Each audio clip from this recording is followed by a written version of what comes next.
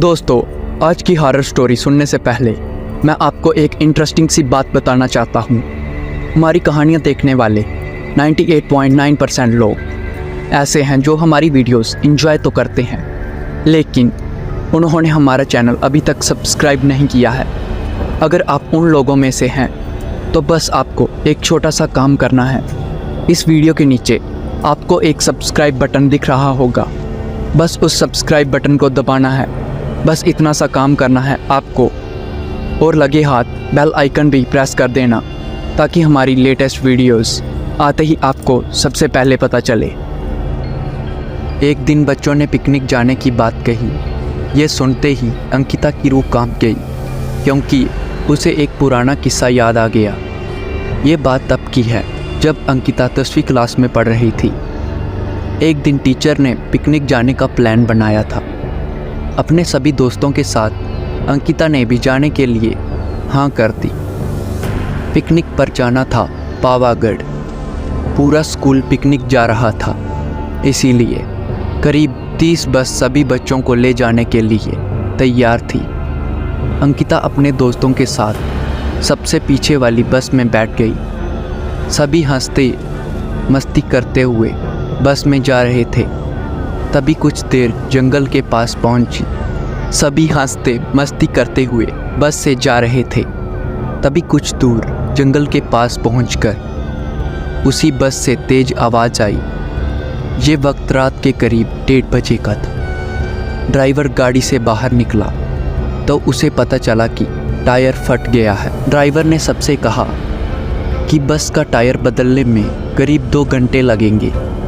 अब सब नीचे उतर जाइए, मैं इसे बदल देता हूँ। आप लोग पास के ढाबे में जाकर खाना खा सकते हैं और वहाँ गरम गरम चाय पी सकते हैं। मैं इस टायर को फटाफट बदलने की कोशिश करता हूँ। ड्राइवर की बात सुनकर सभी बस से उतर गए और पैदल चलते हुए पास के ढाबे में पहुँचे। वहाँ एक बूढ़ा व्यक्ति चाय बना रहा था। इतनी रात को ढाबा खुला हुआ और किसी इंसान को चाय बनाते देख सबको हैरानी हुई। उस बूढ़े इंसान ने कहा, आप सब चाय पी लीजिए, यहाँ आकर लोगों की गाड़ी खराब हो जाती है, इसीलिए मैं भी अपना ढाबा हरदम खुला रखता हूँ। आप जैसे राहगीरों को कुछ मदद हो जाती है। उसकी बात सुनकर सबने चाय का ऑर्डर दे दिया। उन्होंने कुछ ही देर में सबके लिए चाय बनाकर मेज पर रख दी। चाय पीते हुए अंकिता की आंखें एकदम ढाबे की छत की गहराई में गई। वहाँ अंकिता ने एक औरत को सफ़ेद रंग की साड़ी में खुले बाल लहराते हुए देखा। कुछ देर बाद वो ज़ोर ज़ोर से हंसने लगी। भले ही हंसने की आवाज़ किसी को सुनाई नहीं दे रही थी, लेकिन अंकिता ने उसे मुंह खोलकर हंसते हुए देखा था। ये सब देखकर अंकिता ने डर के मारे आंखें नीचे झुका ली।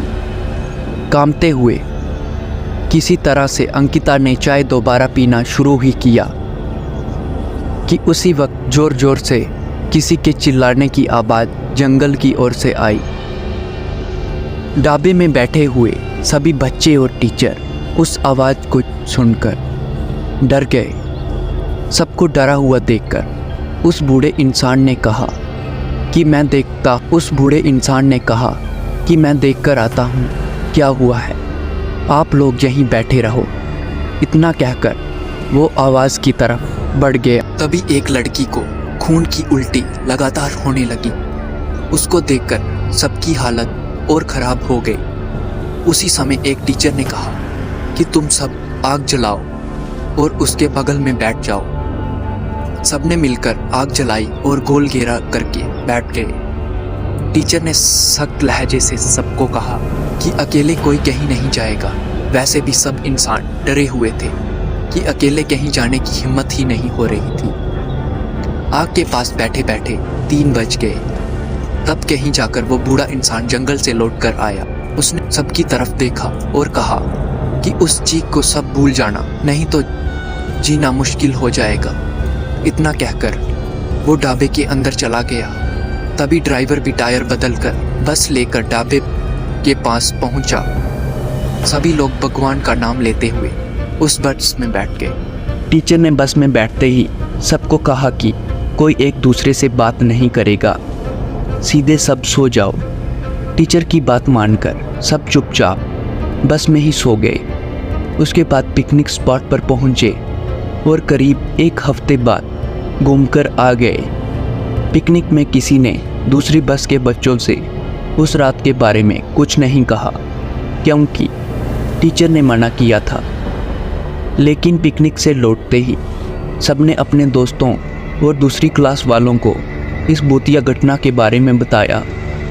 आज पिकनिक का नाम सुनते ही यही भूतिया ढाबे की कहानी अंकिता के मन में आ गई और बच्चों को पिकनिक भेजने से उसे डर लगने लगा। तो दोस्तों, यही हमारी भूतिया ढाबे की कहानी समाप्त होती है।